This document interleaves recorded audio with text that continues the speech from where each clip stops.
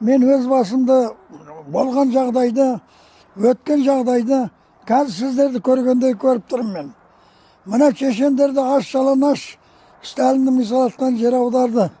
Мына қазақтар айналайын қазаққа, ойбай өзіміздің бауырларымыз екен деп, өз балаларын ескі жаққа жатқызып, мына мені Шедаев Хизыр Абуұлы көзімен көріп, қолымен ұстаған адаммын.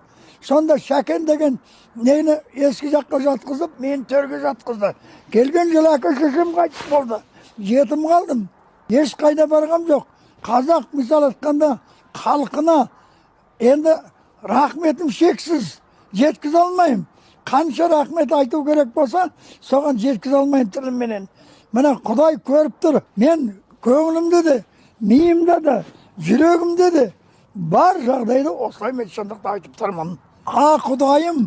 Құдайым оңласын, аспанымыз ашық болсын, жұлдызымыз жарық болсын.